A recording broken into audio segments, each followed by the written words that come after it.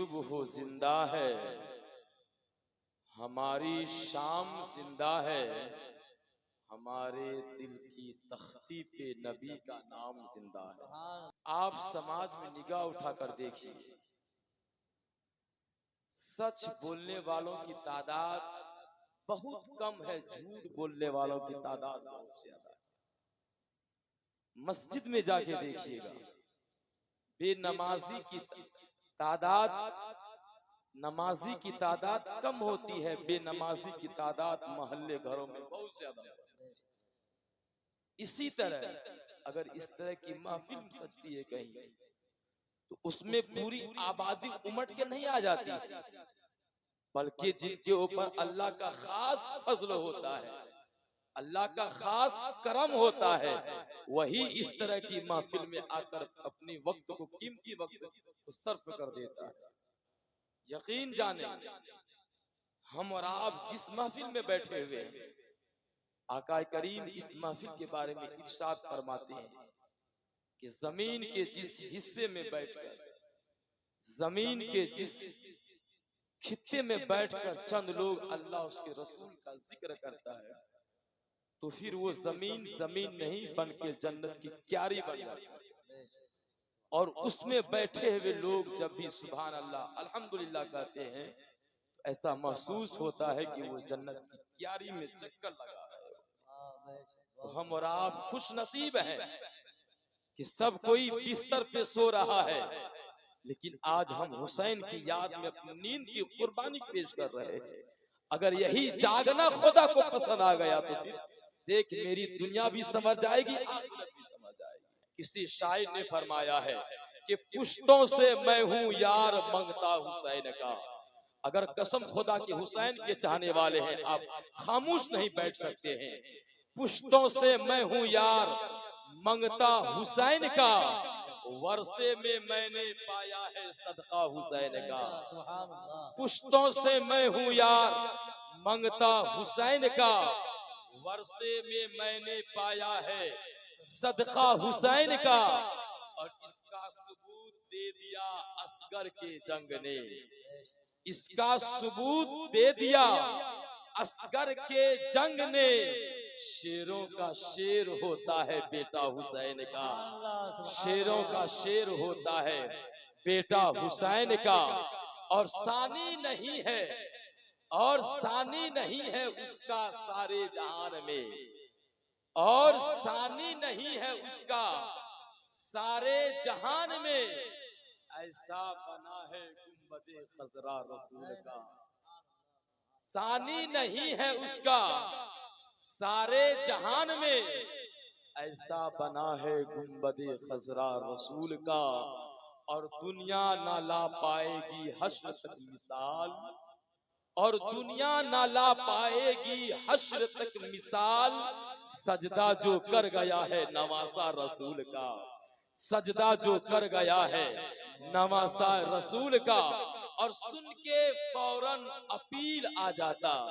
मैं तो आज कुछ जालिम कहते हैं कि इमाम हुसैन मैदाने करबला में मजबूर थे, पानी खीमे तक नहीं बुला पाए। मैं कहता हूँ जालिम अपनी जबान पे लगाम लगा दो। हुसैन पानी के लिए तरसे नहीं थे, हुसैन मजबूर नहीं थे, जबकि उनके पोते के पोते, पोते के पोते, पोते के पोते गरीब नवाज है। हिंदुस्तान पे जब गरीब नवाज का पानी बंद हुआ है, गरीब नवाज जलाल में आके पूरे आना सागर को एक कूजे में बुला लेते हैं। जब उनके पोते के पोते का ये मकाम है, तो याद कर इनके दादा के दादा, दादा के दादा इमाम हुसैन का क्या मकाम रहा होगा। हुसैन पानी के लिए तरसे नहीं थे, बल्कि हकीकत तो ये है कि नहरे फुरात ही हुसैन के लिए तरस गया था कि सुन के फौरन अपील आ जाता, तय किए लाखों मील आ जाता। सुन के फौरन अपील आ जाता, तय किए लाखों मील आ जाता। कर आवाज लगा देते करबला में हुसैन, कर आवाज लगा देते करबला में हुसैन, तो चल के दरियाए नील आ जाता, तो चल के दरियाए नील आ जाता। आका करीम सरकारे मदीना सल्लल्लाहु ताला अलैहि वसल्लम जब दुनिया छोड़ के जा रहे थे, आपने सहाबा से फरमाया था, ए सहाबा कराम सुनो सुनो, मैं तुम्हारे दरमियान दो चीज रख के जा रहा हूँ, दो चीज छोड़ के जा रहा हूँ। जब तक तुम उन दो चीजों को मजबूती से पकड़े रहोगे, कभी गुमराह नहीं हो सकते हो, कभी तुम बददीन नहीं हो सकते हो।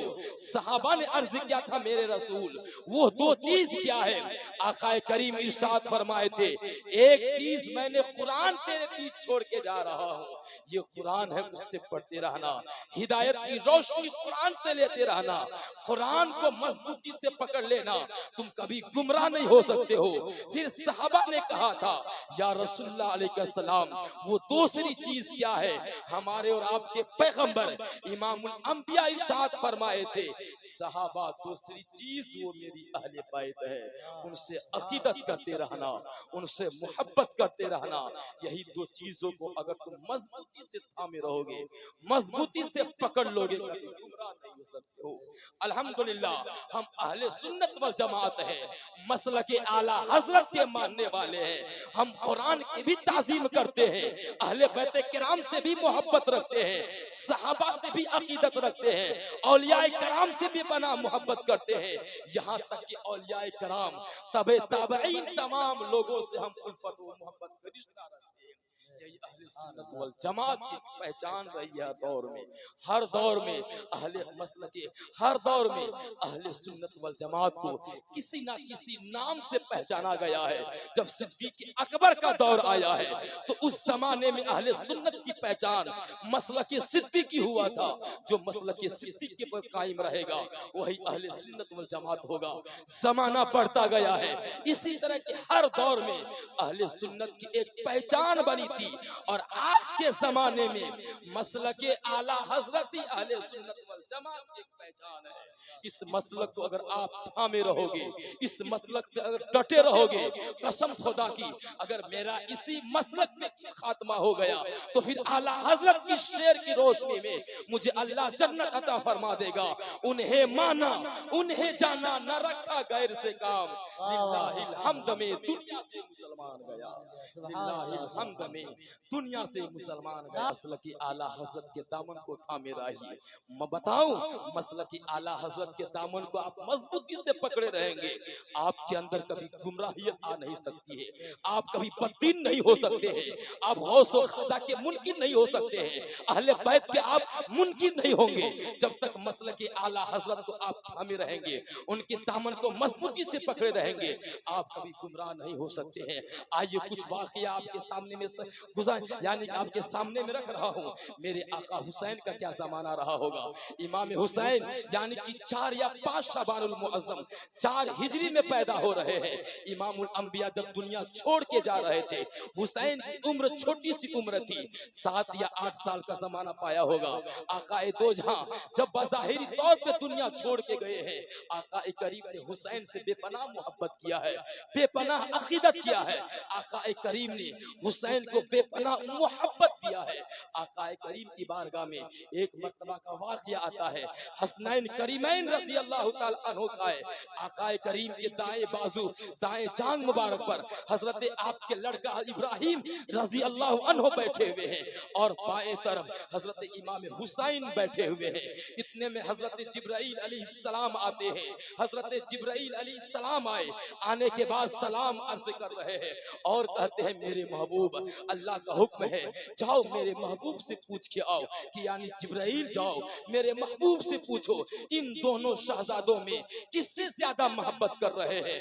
नबी ये दो जहां के एक ही लड़के हैं, एक लड़का जिनका नाम हजरत इब्राहिम रज़ी अल्लाह है, आकाए करीम के दाएं जाने मुबारक पे बैठे हुए हैं, आपके शहजादे हुसैन बाएं तरफ बैठे हुए हैं।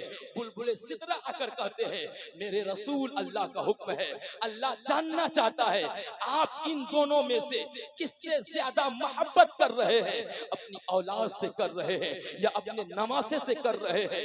इमामुल अंबिया की जात है, अपनी पेशानी को झुकाए हैं, फिर फरमाते हैं जिब्राइल मुझे दोनों शहजादे से बेपनाह मोहब्बत है, मुझे दोनों शहजादों से बेपनाह अकीदत है, लगाव है। तब अल्लाह का हुक्म जिब्राइल अलैहिस्सलाम सुना रहे हैं, यानी महबूब अल्लाह का हुक्म है, जब आप दोनों से मोहब्बत कर रहे हैं, यानी अपने लख्ते जिगर हजरत इब्राहिम से और अपने नमा से हजरत हुसैन से जब मोहब्बत कर रहे हैं, तो अल्लाह इनमें से एक को अपने पास बुला लेगा, एक को आपके पास रहने को देगा। अब बताइए आप किसको चुनते हैं, आप किसको अपने पास रहना पसंद फरमाते हैं? आकाए करीम सोच में है, अगर मैं इब्राहिम को कह दूं कि इब्राहिम को रहने दो, हुसैन को लेकर जाओ, तो नबी तो जहां दिल में ख्याल कर रहे हैं इनका दर्द मुझे भी होगा, हुसैन के जाने का गम, फातिमा तो ज़ोहरा के भी सीने पे चोट पहुंचेगी, अली मुर्तजा को भी दर्द होगा, मुझे भी दर्द होगी। आकाए करीम सरकार दो आलम है, अपने दिल में फैसला किया है, अगर इब्राहिम को जाने के लिए कह दूं, यानी इब्राहिम का अगर हुक्म दे दूं जिब्राइल इब्राहिम को लेकर चले जाओ, तो सिर्फ इसका सदमा मुझे पहुंचेगा, तकलीफ मुझे ही होगी। हजरत जिब्राइल अलैहिस्सलाम क्या पैगाम दे रहे हैं, मेरे रसूल अल्लाह का हुक्म है, आप इन दोनों में से जिससे चाहे अपने पास रख सकते हैं, और एक को खुदा अपनी बारगाह में बुला लेगा। तो अल्लाह ने आपको इख्तियार दिया है, चाहे अपने शहजादे इब्राहिम को रखे या अपने नवासे हुसैन को रखे। इमामुल अंबिया हजरत जिब्राइल अलैहिस्सलाम से कहते हैं, ए जिब्राइल सुनो सुनो, तुम इब्राहिम को लेके चले जाओ। 3 दिन के बाद, इस वाकया के 3 दिन के बाद हजरत इब्राहिम का बेसाल हो जा रहा है, अब इमाम हुसैन जिंदा है, इमाम हुसैन बहयात है, जिंदगी गुजार रहे हैं। एक दिन का वाकया आता है, दिमाग के अंदर इसी बात को रखिएगा कि आकाए दो जहां हुसैन के ऊपर अपने बेटे इब्राहिम की जान कुर्बान कर दी है। मिंबर मस्जिद नबवी है, आकाए दो जहां मिंबर पे बैठे हुए हैं, सहाबाए कराम को वाज़ो नसीहत बता रहे हैं, कुछ दीन के मसाइल सिखा रहे हैं। सहाबाए कराम के एक जंबे गंभीर है, इमाम हुसैन का बचपन का जमाना है, मस्जिद नबवी से इमाम हुसैन दौड़ के जा रहे थे, गुजर रहे थे, मेरे नबी ने मिंबर से आवाज लगाई है, हुसैन। ये आवाज हुसैन के कान तक नहीं पहुंची है, हुसैन यानी कि उन हुसैन का ज़हन किसी और तरफ माइल था, बचपन का जमाना है, दौड़ के जा रहे थे, अपने कान में नाना की आवाज को नहीं सुन पाए हैं, हुसैन बेख्याल होके दौड़ के चले गए। तब नबी फरमाते हैं, ए सहाबा जाओ, कोई एक सहाबा खड़े हो जाओ, जाओ मेरे नवासे को बुलाओ। एक सहाबी रसूल खड़े होते हैं और इमाम हुसैन से कहते हैं, हुसैन आपको आपके नाना ने बुलाया है। जैसे हुसैन सुनते हैं कि मुझे मेरे नाना ने बुलाया है, हुसैन दौड़ते हुए आते हैं, आने के बाद अपने नाना के गले से चिपक जाते हैं, सीने से चिपक गए हैं और अपने बाजू को नाना के गले में डाल दिए हैं। इमामुल अंबिया है, अपने नवासे हुसैन को सीने से लगाए हैं। तब हुसैन क्या देख रहे हैं कि इमामुल अंबिया की आंख में आंसू है, मेरे नबी रो रहे हैं। हुसैन कहते हैं, ए नाना आप क्यों रो रहे हैं, रोने की वजह क्या है? तब मालूम है इमामुल अंबिया कहते हैं, बेटा हुसैन आज मेरे बेटे इब्राहिम की याद ताजा हो गई है, आज मेरे बेटे इब्राहिम की याद आ गई है। इमाम हुसैन कहते हैं, मेरे नाना आखिर वजह क्या है? तब इमामुल अंबिया कहते हैं, ए नमाजा जब मैं मस्जिद के मिंबर पे बैठकर तुझे आवाज लगाई थी, ए हुसैन कह के पुकारा था, तूने आवाज नहीं सुनी, तो यानी कि आवाज, मेरी आवाज तेरे कान तक नहीं पहुंची होगी, या तेरा ज़हन कहीं और तरफ माइल रहा होगा। आकाए करीम फरमाते हैं, आज अगर मेरा बेटा हुसैन होता, आज अगर मेरा बेटा इब्राहिम रहता, वो मेरी आवाज से फौरन लब्बैक कहता हुआ हाजिर हो जाता, लेकिन मेरे बेटे इब्राहिम नहीं है, उन्हीं की याद ताजा हुई है। और फरमाते हैं नबी, हुसैन तुम्हारी वो जात है कि तेरे ऊपर मैंने अपने बेटे इब्राहिम को कुर्बान कर दिया है। कसम खुदा की, जब नबी ने ये फरमाया है, हुसैन मैंने तेरे ऊपर अपने बेटे इब्राहिम को कुर्बान किया हूं, तब इमाम हुसैन का जवाब था, अपने नाना के कदमों को चूम कर कहते हैं, आंख में आंसू लाकर कहते हैं, ए मेरे नाना आपने हुसैन के ऊपर एक इब्राहिम को कुर्बान किया है, अगर वक्त आ गया, जरूरत पड़ गई, तो यही हुसैन आपके दीन के खातिर 72 जानों की कुर्बानी पेश करता हुआ नजर आएगा। यानी कि इमाम हुसैन का पैगाम है। इमाम हुसैन ने जो बचपन में अपने नाना से वादा किए थे, उसी वादा को करबला में जाके निभा दिए हैं। तो इमाम हुसैन मैदान करबला से एक पैगाम दिया है। पैगाम सिर्फ जबान के जरिए नहीं बल्कि अमल के जरिए करके दिखाया है। आशिका ने गुलाम हुसैन को, हम हुसैन के महफिल सजाए हैं, तो उस हुसैन से यही पैगाम मुझे मिला है। मैदान करबला में हुसैन ने पैगाम दिया था, जब तुम्हारे पास यानी कि संकट घड़ी आ जाए, जब तेरे पास मुश्किल वक्त आ जाए, शबे आशुरा की यानी कि रात थी, उस रात में हुसैन क्या करते हैं, तमाम अहले खेमा से फरमाते हैं, आज शबे आशुरा है, आज 10वीं की रात है, इस रात चलो कुरान पढ़ के गुजार देते हैं, इस रात चलो खुदा की इबादत करके गुजार देते हैं। ये सबक मुझे करबला से मिला है। अगर तेरे ऊपर मुसीबत के पहाड़ टूट पड़े, अगर तेरे ऊपर मुसीबत के आलम पहाड़ भी आ जाए, तुम उस रात यानी कि उस वक्त में खुदा की तरफ दिल लगा लो, खुदा की तरफ लौ लगा लो, सब्र करो, कुरान पढ़ के रात गुजारो। और हुसैन ने एक पैगाम दिया था मैदान करबला में, अमली तौर पे यानी करके दिखाया है। वो हुसैन जिसके जिस्म पर 72 यानी कि 72 नेज़े के जख्म लग चुके हैं, जिनके जिस्म पर पूरी तलवार से जिनके आज़ा को काट दिया गया है, खून पे खून निकल रहा है, फिर भी उस हुसैन ने नमाज को तर्क नहीं किया है। आज हम उस नाम पे जिक्र करते हैं, आज खाना खा के हम नमाज छोड़ रहे हैं, पानी पी के नमाज छोड़ रहे हैं, सेहतमंद रह के नमाज छोड़ रहे हैं। मेरे इमाम ने तो 3 दिन का भूखा प्यासा रहकर भी नमाज को तर्क नहीं किया है, नमाज को छोड़ा नहीं है। मेरे हुसैन के जिस्म पर तीर से बदन को छेलनी कर दी गई है, फिर भी हुसैन ने नमाज नहीं छोड़ी है। वहां से पैगाम मिला है कि नमाज का आप पाबंद हो जाओ, नमाज का आप जिक्रवा यानी कि दिल लगाने वाले हो जाओ नमाज से।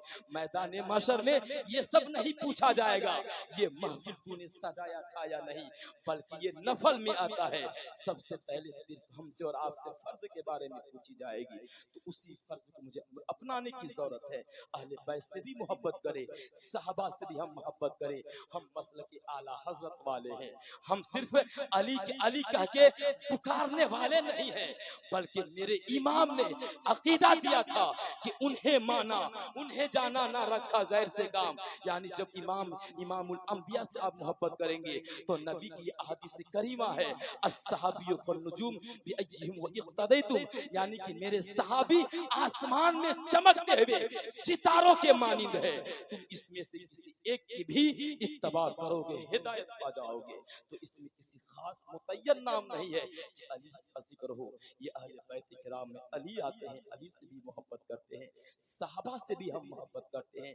सहाबा का इतना बड़ा मकाम है जिसके बारे में आया है कि रज़ी अल्लाहु अन्हुम व रज़ू अन्हु, अल्लाह उनसे राजी है, वो अल्लाह से राजी है। मौला की बारगाह में दुआ है कि मौला कायनात हम सबों को अकीदत अहले बैत, सहाबाए कराम, तबे ताबईन से, आइम्माए कराम से मोहब्बत करने की तौफीक और रफीक अता फरमाए। और सिर्फ ये ज़बानी मोहब्बत नहीं, बल्कि हुसैन ने जो पैगाम दिया है मैदान करबला में, मुझे बिलखुसूस उसको अमली जमा पहनाने की तौफीक और रफीक अता फरमाए। किसी शायर ने फरमाया था कि दिन रोएगा, रात रोएगी, मोमिन की हर जात रोएगी, जब भी नजर आएगा मुहर्रम का चांद, गमे हुसैन में सारी कायनात रोएगी, गमे हुसैन में सारी कायनात रोएगी। दौरे हयात आएगा कातिल कसा के बाद, है मेरी इब्तदा तेरी इंतहा के बाद, कत्ले हुसैन असल में मर्गे यजीद है, इस्लाम जिंदा होता है हर करबला के बाद।